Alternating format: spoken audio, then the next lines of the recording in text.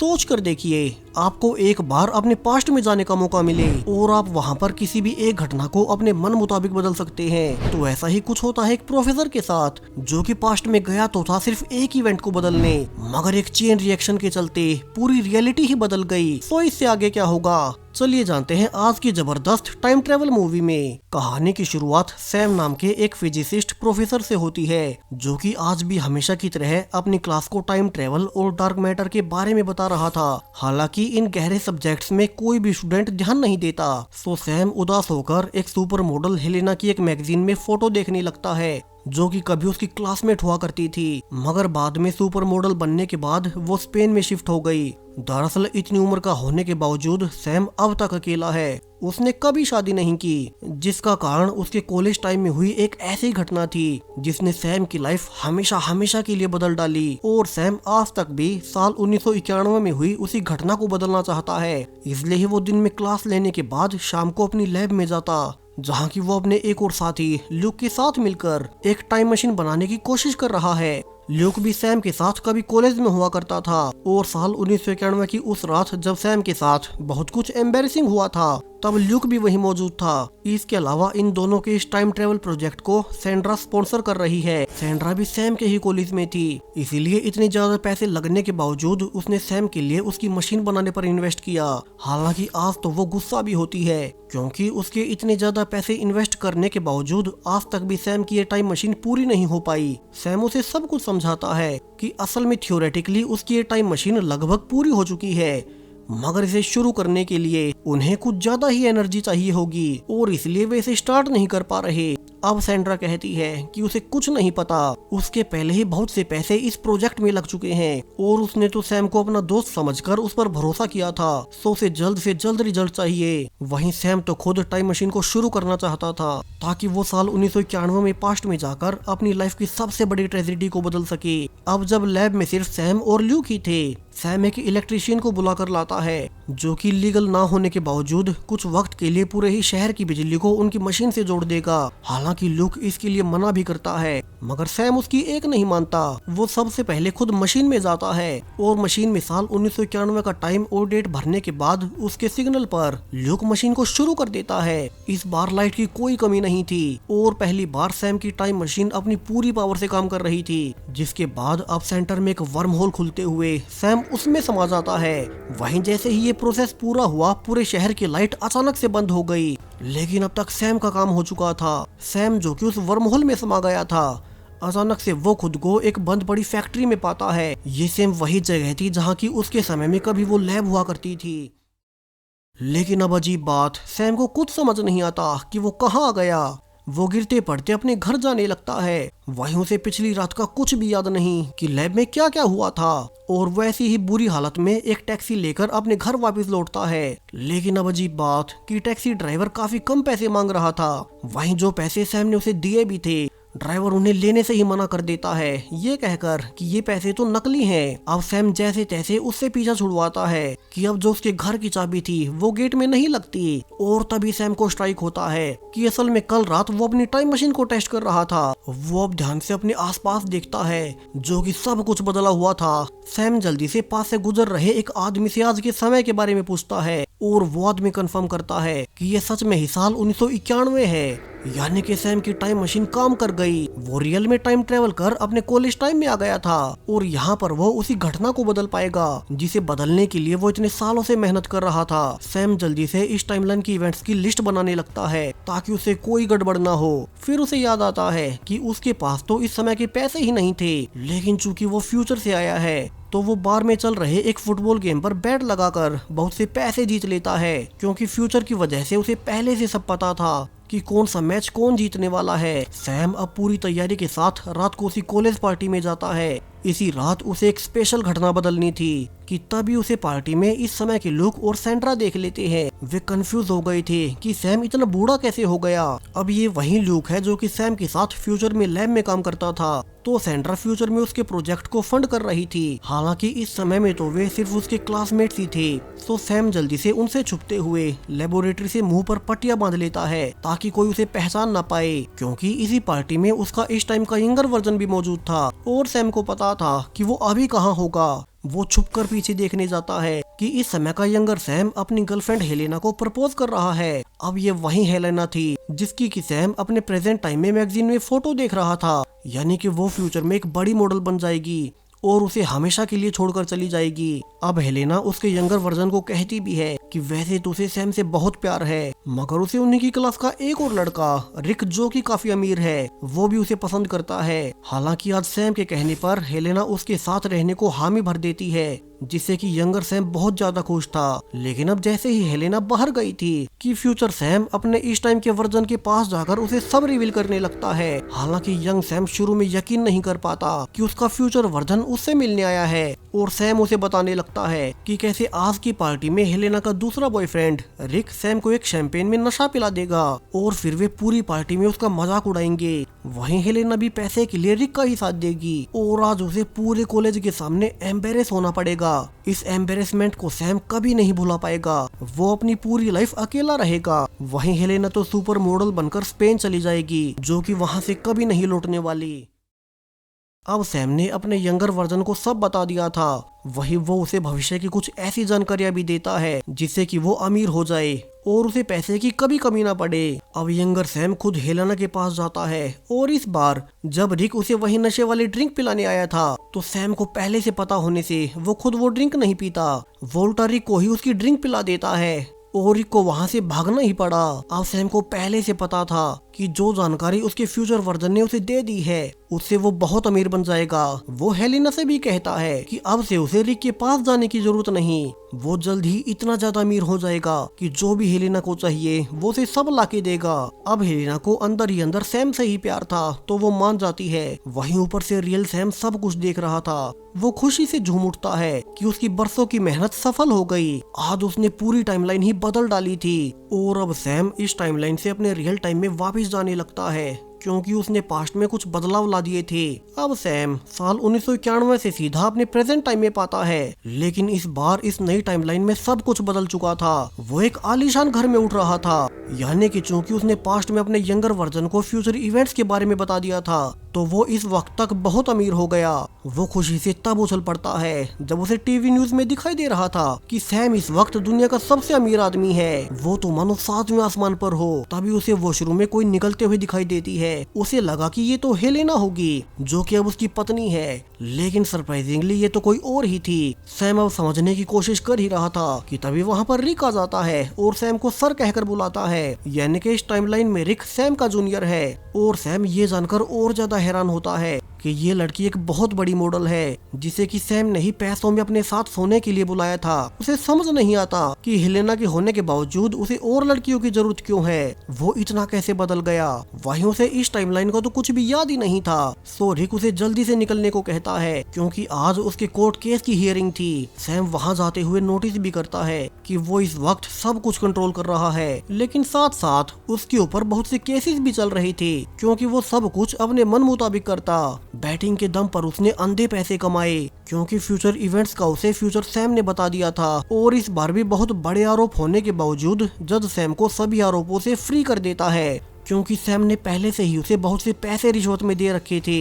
अब सैम यहाँ पर जितना खुद के इस टाइमलाइन के वर्जन के बारे में जान रहा था उसे खुद से नफरत होने लगती है। इसके अलावा उसे और भी बड़ा झटका तो लगना भी बाकी ही था जब रिक उसे रिवील करता है कि हेलेना उसकी पहली पत्नी थी जिसे खुद सैम ने ही जेल में डलवा दिया। सबसे पहले उसने हेलेना से ही शादी की थी, मगर जब हेलेना को पता लगा कि सैम गलत काम करके पैसे कमा रहा है तो सैम ने हेलेना को ही जेल में बंद करवा दिया। इसके बाद सैम ने 4 और शादियां की और उन शादियों के अलावा भी बड़ी बड़ी सुपर मॉडल्स सैम के कहने पर हमेशा उसके पास आने को तैयार रहती है, जैसा कि आज सुबह भी हुआ था। अब ये सब जानकर सैम समझ चुका था कि उसने जो खुद का पास्ट बदला था उसने सब कुछ बर्बाद कर दिया। इस नई टाइमलाइन में उसका यहाँ का वर्जन सारे गलत काम करने लगा, जो भी उसके खिलाफ होता वो उसे ही जेल में डलवा देता। उसे अब समझ आने लगता है कि पास्ट में किया एक छोटा सा बदलाव भविष्य में बड़े चेंजेस ला सकता है और वो फैसला कर लेता है कि वो फिर से साल 1991 में जाकर सब कुछ पहले जैसा कर देगा। वो बेशक से पहले वाली टाइमलाइन में दुखी रहेगा, मगर बाकी सब लोग तो खुश ही रहेंगे जिनकी की लाइफ इस नई टाइमलाइन की वजह से खराब हो गई। कि तभी लोग भी सैम को जान से मारने आता है क्योंकि इस टाइमलाइन में सैम ने ल्यूक को भी झूठे केस में फंसा दिया था। सो सैम अब उसे भी सब कुछ सच बताने लगता है कि वो तो इस टाइमलाइन में अभी आया है। दरअसल वो टाइम ट्रेवल कर पास्ट में गया था और तब उसने अपने यंगर वर्जन को भविष्य की जानकारियां दी, लेकिन तब उसे पता नहीं था कि उसका यंगर वर्जन इतना हरामी निकलेगा, वो ये सब कर देगा। सैम आगे कहता है कि उसकी सारी मेमोरीज अभी ओरिजिनल टाइमलाइन वाली ही हैं और उसे पता है कि वो टाइम मशीन फिर से कैसे बनानी है। तो अब वो फिर से टाइम मशीन बनाकर साल 1991 में जाएगा और उन सभी घटनाओं को पहले जैसा होने देगा। अब ल्यूक को शुरू में अजीब तो लगता है, मगर वो उसका साथ देने को मान गया था।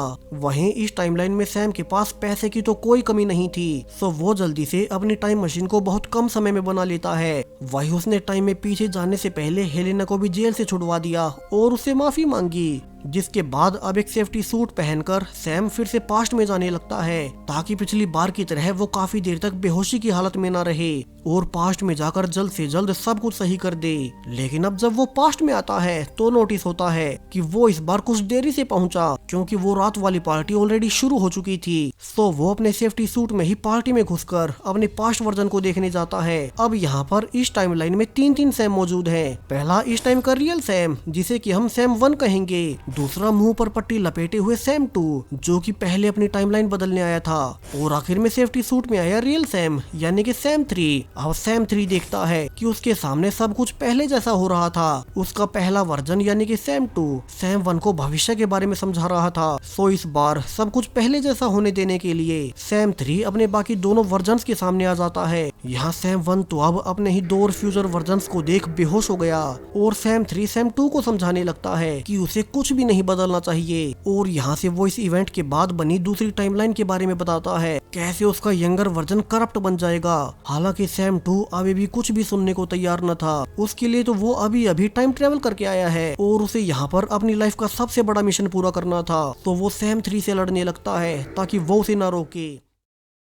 हालांकि सैम 3 भी पूरी तैयारी से आया था और वो गन दिखाकर सैम 2 को अभी रुकने को कहता है। वहीं कुछ देर बाद जब सैम 1 को होश आया तो उसे अपने पास एक नोट मिलता है कि वे तो उसके साथ प्रैंक कर रहे थे और वो अभी पार्टी में जाकर अपनी पार्टी एंजॉय करे। अब सैम 1 को लगता है कि उसे कोई भ्रम हुआ होगा और वो ऐसा ही करता है, क्योंकि उसे लग रहा था कि हेलेना उसी से प्यार करती है, जबकि उसे पार्टी में दूर से दोनों सैम देख रहे थे। यहाँ सैम 3 ने सैम 2 को गन पॉइंट पर ले रखा था ताकि वो सारी इवेंट्स को पहले जैसा होने दे। उसे लग रहा था कि अब सब कुछ पहले जैसा हो जाएगा कि तभी पीछे से टाइमलाइन 2 का ल्यूक आकर उसे गन छीन लेता है और यहाँ से कहानी का सबसे बड़ा ट्विस्ट आता है। दरअसल जब टाइमलाइन 2 से सैम पास्ट में सब कुछ फिर से पहले जैसा करने आया था तो ल्यूक को लगा कि क्यों ना वो भी पास्ट में जाकर अपने ही भविष्य को बदल डाले, वो भला इस टाइमलाइन का फायदा क्यों ना उठाए।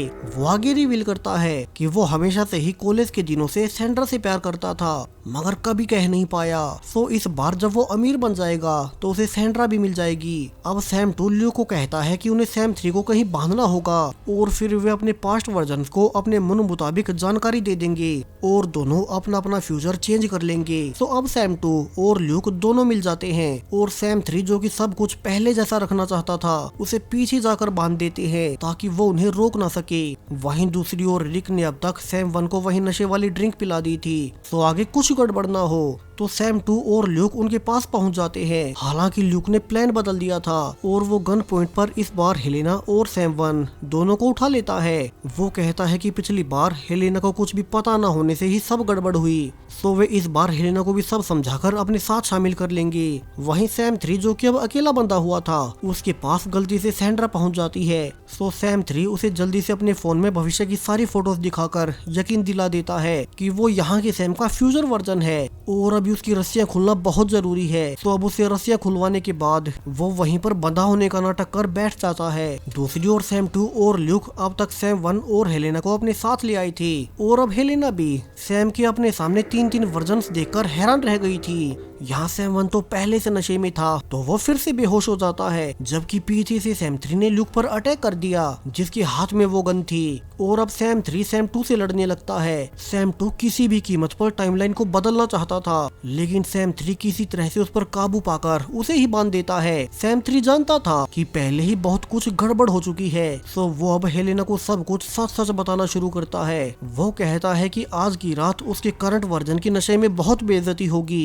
और इस जिसके बाद आने वाले 25 सालों तक उसकी जिंदगी बर्बाद हो जाएगी, वो अकेला रह जाएगा। लेकिन वो एक बार ऑलरेडी इस हकीकत को बदलने की कोशिश कर चुका है और उसका परिणाम बहुत ज्यादा बुरा रहा। इसलिए अब उन्हें सब कुछ पहले जैसा रखना होगा, वरना तो जो टाइम मशीन उसने बना दी है उसे तो हर बार कोई न कोई अपना फ्यूचर बदलने पास्ट में आता रहेगा और हर एक बार अलग अलग टाइमलाइन बनती रहेंगी।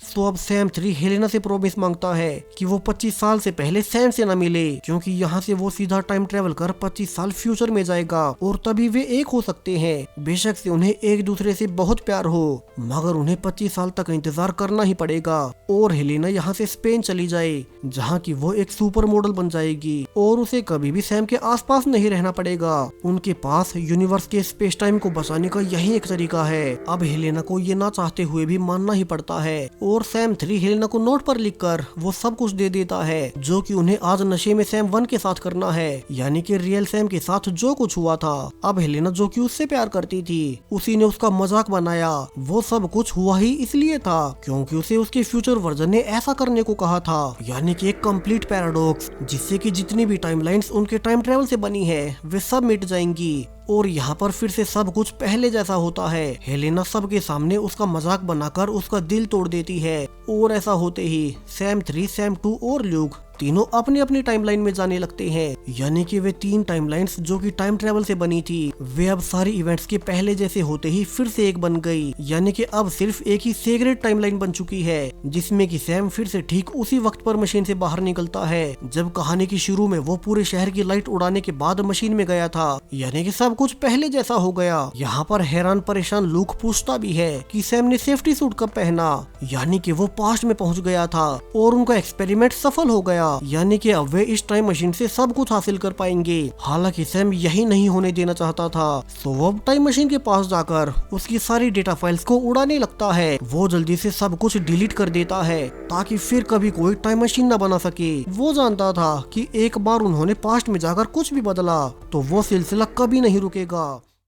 हालांकि उसका दोस्त ल्यूक दुखी न रहे, इसलिए सैम उसे रिवील कर देता है कि उसने पास्ट में जाकर उसके प्यार के बारे में सेंड्रा को बता दिया था, यानी कि अब से वे एक साथ रहेंगे। सैम यहाँ से सीधा हेलेना के पास जाने लगता है क्योंकि उसने उसे ठीक 25 साल के बाद मिलने को कहा था और वो आज ही स्पेन से वापिस आ रही है। यहाँ एयरपोर्ट पर दोनों फिर से 25 सालों बाद मिलते हैं। हेलेना उसे रिवील भी करती है कि पिछले 25 सालों से वो इस टाइमलाइन के सैम से कभी नहीं मिली ताकि उनकी टाइमलाइन सेम रहे और वो उसी के आने का इंतजार कर रही थी जहाँ से दोनों फिर से एक हो जाते हैं। अब ल्यूक कहता भी है कि ठीक है, मगर वे अभी है तो गरीब ही, लेकिन सैम ने पास्ट में पहले से इसका इंतजाम कर रखा था। उसने तब सैंड्रा को गूगल कंपनी के शेयर्स खरीदने को कहा था जो कि आगे जाकर मशहूर होने वाली थी। इसीलिए कहानी के शुरू से ही सैंड्रा के पास इतने ज्यादा पैसे थे कि वो सैम के प्रोजेक्ट को फंड कर रही थी और वो सैम पर दबाव इसलिए बना रही थी क्योंकि सैम 3 ने ही उसे ये सब करने को कहा था। उसने ये भी कहा था कि वो 25 साल से पहले उसके इस वर्जन को कुछ न बताए और जब जो भी पैसे सैंड्रा ने कमाए थे उसमें सैम, हेलेना, ल्यूक और सैंड्रा चारों हमेशा के लिए एंजॉय कर सकेंगे। अब आखिर में हेलेना कहती है कि तुमने पास्ट को बदल ही दिया, जिस पर सैम रिप्लाई करता है कि हाँ उसने ये किया तो है, मगर ये सब ओरिजिनल सेक्रेट टाइमलाइन में होना तय था और उसने पूरे 25 सालों का इंतजार किया है, तो वो भी ये सब तो डिजर्व करता ही है। और इसी हैप्पी एंडिंग के साथ ये पूरी कहानी यहीं पर खत्म हो जाती है। सो अगर आप ऐसे ही time travel mind bending movies देखना पसंद करते हैं तो चैनल को अभी सब्सक्राइब करें और भी ऐसे ही वीडियोस के लिए। Thank you.